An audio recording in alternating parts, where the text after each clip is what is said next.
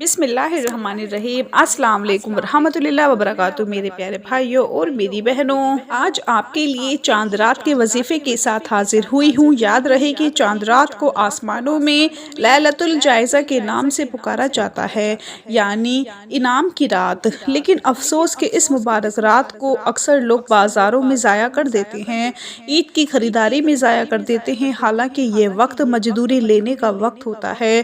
پورا رمضان انسان روزے رکھتا ہے، بھوک پیاس برداشت کرتا ہے، اور اس رات میں اللہ تعالیٰ اپنے بندوں کو روزوں کی جزا عطا فرماتا ہے، لیکن بندے اس رات کو غفلت میں ضائع کر دیتے ہیں۔ اس رات کی کیا فضیلت ہے، احادیث نبوی صلی اللہ علیہ وآلہ وسلم کی روشنی میں آپ کو بتاؤں گی، اور ساتھ اس رات کے لیے ایک وظیفہ بھی آپ کو لیے پیش کروں گی۔ اس رات میں اس وظیفے کو ضرور کریں اور اللہ تعالیٰ سے اپنے حاجت کو پورا کروائیں، اپنے مقصد کو اللہ کی ذات سے پورا کروائیں۔ یہ رات بہت ہی مبارک رات ہے، آپ کی دعائیں اس رات میں انشاءاللہ ضرور قبول ہوں گی، لیکن اس وظیفے کو آپ نے مس نہیں کرنا۔ یہ وظیفہ آپ نے کیسے کرنا ہے، مکمل طریقہ بھی آپ کو بتاؤں گی، لیکن ویڈیو کو اسکپ مت کیجیے گا اور آخر تک ضرور دیکھیے گا۔ ویڈیو میں آگے بڑھنے سے پہلے آپ سے ریکویسٹ ہے کہ اگر آپ نے ہمارے چینل اسلامک دنیا کو بھی سبسکرائب نہیں کیا تو ابھی ہمارے چینل کو سبسکرائب کریں اور ویڈیو کو لائک اور شیئر بھی ضرور کیجیے گا۔ پیارے بھائیوں اور میری بہنوں، عید الفطر کی رات جسے ہم چاند رات کو کہہ کر پکارتے ہیں، یہ بہت ہی بابرکت رات ہے۔ چاند رات انعام والی اور اجرت والی رات ہے، پورے مہینے کی محنتوں کا بدلہ اسی رات میں ملتا ہے۔ یہ رات خصوصی برکتوں، رحمتوں، بخششوں، مغفرت اور نہایت فضیلت والی رات ہے۔ اس رات میں اللہ تعالیٰ اس ماہ مبارک کی تمام راتوں سے زیادہ سخی اور فریاض ہو کر اپنے بندوں کی مغفرت فرماتا ہے، لیکن افسوس اس رات کو بازاروں میں گزار دیتی ہے۔ اس رات کو عید کی خوشی میں ضائع کر دیتے ہیں اور اپنے آپ کو بہت بڑی خیر سے محروم رکھ لیتے ہیں۔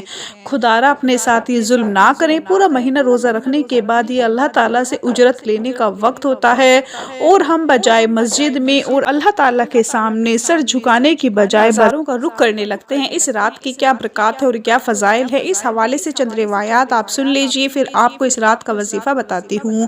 پیارے بھائیوں اور میری بہنوں، جناب رسول صلی اللہ علیہ وآلہ وسلم کا ارشاد ہے، اللہ تعالیٰ رمضان میں روزانہ افطار کے وقت ایسے 10 لاکھ آدمیوں کو جہنم سے نجات عطا فرماتا ہے جو جہنم کے مستحق ہو چکے تھے، اور جب رمضان کا آخری دن ہوتا ہے تو شروع رمضان سے اس آخری دن تک جتنے لوگ جہنم سے آزاد ہوئے تھے ان سب کے برابر اس آخری دن میں آزاد فرماتا ہے۔ باروایت صحیح ابن حبان۔ حدیث مبارکہ کی روشنی میں آسمانوں میں اس رات کو لیلۃ الجائزہ یعنی انعام والی رات اور عید کے دن کو یوم الجائزہ یعنی انعام والا دن کے نام سے پکارا جاتا ہے۔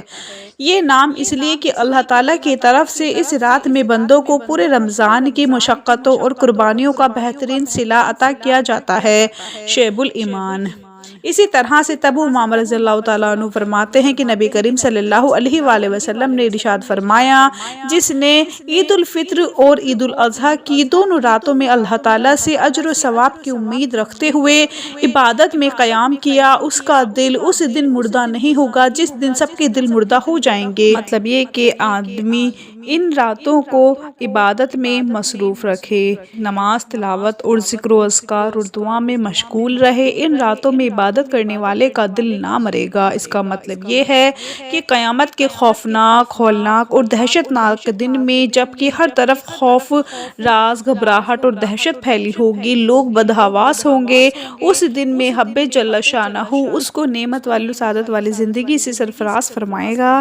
حضرت معاذ بن جبل رضی اللہ تعالیٰ عنہ نبی کریم صلی اللہ علیہ وآلہ وسلم سے نقل فرماتے ہیں، جو 4 راتوں کو عبادت کے ذریعے زندہ کرے اس کے لیے جنت واجب ہو جاتی ہے۔ لیلۃ التراویح یعنی 8 ذی الحج کی رات، عرفہ یعنی 9 ذی الحج کی رات، لیلۃ المحن یعنی عید الاضحیٰ کی رات، اور لیلۃ الفطر یعنی عید الفطر کی رات۔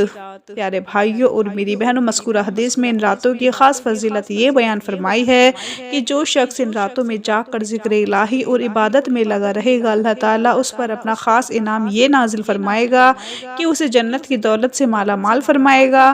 پورے سال میں 4 راتوں میں حسب بیدار رہ کر عبادت کرنا کوئی مشکل اور دشوار کام نہیں ہے، لیکن افسوس سے کہنا پڑتا ہے کہ اس اجر و ثواب کو حاصل کرنے والے اور ان راتوں کو قیمتی بنانے والے بہت کم ہیں۔ پیارے دوستو، میرے بھائیوں، میری بہنوں، مذکورہ حدیث مبارکہ سے اس رات کی فضیلت سے من قبل پوری طرح کھل کر سامنے آ چکی ہے، لیکن مشاہدہ یہ ہے کہ ہم جانے انجانے میں اس مبارک رات سے غافل رہتے ہیں۔ اس رات کی فوائد حاصل کرنے کی کوشش بالکل نہ ہونے کے برابر نظر آتی ہے، حالانکہ یہ وقت پورے مہینے کی عبادت کا بدلہ لینے کا تھا۔ تھوڑا سا سوچنے کی ضرورت ہے، کوئی مزدور، کوئی ملازم، کوئی محنت کرنے والا کام تو کرے اور خوب محنت کرے، لیکن جب اپنی تنخواہ لینے کا وقت آئے اور وہ تنخواہ نہ لے تو کیا اسے عقل مند کہا جائے گا؟ روزے ختم ہوتے ہی ہم سب دنیا داری میں الجھے ہوئے نظر آتے ہیں۔ عورتیں بازاروں میں شاپنگ کی خاطر چکر کاٹ رہی ہوتی ہیں، ایک طرف بیوٹی پارلرز ساری رات آباد رہتے ہیں تو دوسری طرف وہ مرد جو پورا مہینہ رمضان کے احترام میں داڑھی تک نہیں کٹواتے، نائیوں کے پاس جا کر رات تک بیٹھے ہوئے انتظار میں کہ ہمارا نمبر کب آئے گا، وہاں جا کر اپنے بال کٹواتے ہیں، داڑھی کٹواتے ہیں۔ گھروں میں عورتیں صبح کی تیاریوں کے لیے رات سے ہی لگ جاتی ہیں، میٹھے میٹھے پکوان تیار کرنے میں ہی ساری رات گزار دیتی ہیں، اور مرد حضرات اپنی رات کو تفریح، ہوٹلوں اور بازاروں میں خریداروں کی نظر کر دیتے ہیں، جہاں بیسیوں گناہوں میں مبتلا ہونا پڑتا ہے، یا سکون سے سو جاتے ہیں، جس کی وجہ سے نماز فجر تک خطرے میں پڑ جاتی ہے۔ دیکھنے میں آتا ہے کہ عید الفطر کے دن نماز فجر کی رونق ہی ختم ہو جاتی ہے، اور تو اور ہمارے اعتکاف میں بیٹھنے والے بھائی بھی چاند نظر آتے ہی ایسے غائب ہو جاتے ہیں کہ صبح نماز فجر میں ہی یا عید الفطر کے ہی نماز میں نظر آتے ہیں۔ پیارے بھائیوں اور میری بہنوں، عظمت اور فضیلت والی یہ رات اللہ تعالیٰ کی طرف سے امت محمدیہ کے لیے ایک خصوصی تحفہ ہے۔ اسے بے تنائی اور اس کے بابرکت لمحات کو عیاشیوں میں ضائع کرنا اللہ تعالیٰ کی اس نعمت اور عطا کی بڑی بے قدری ہے۔ اس سے بچنے اور اس رات کو قیمتی بنانے کی فکر ہم سب کے لیے بے حد ضروری ہے۔ اس رات میں اپنے رب کریم کو راضی کرنا، اپنی محنت کا انعام لینا ضروری ہے۔ خدا را اس کو ضائع نہ کریں۔ اس رات کا یہ وظیفہ آپ سن لیجیے اور اس کے بعد آپ کو اس رات کے دو خاص کام بھی بتاتی ہوں۔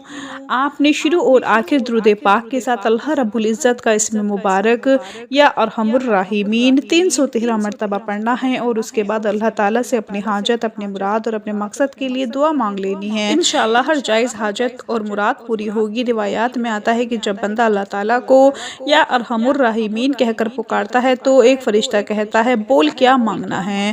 ارحم الراحمین تیری طرف متوجہ ہے۔ آپ خود ہی سوچ لیجئے کہ اس وظیفے کی برکات کیا ہوں گی۔ لیلۃ الجائزہ میں اس وظیفے کو ضرور کریں، ویڈیو کو اپنے پیاروں کے ساتھ شیئر بھی ضرور کریں۔ چلیے اب آپ کو اس رات کے دو کام بتاتی ہوں جو آپ نے ضرور کرنے ہیں۔ ایک تو اس رات کو فضولیات اور منکرات سے پاک رکھنا ہے، دوسرا جتنا ممکن ہو اپنے آپ کو اس رات میں بھی عبادت میں مشغول رکھنا ہے۔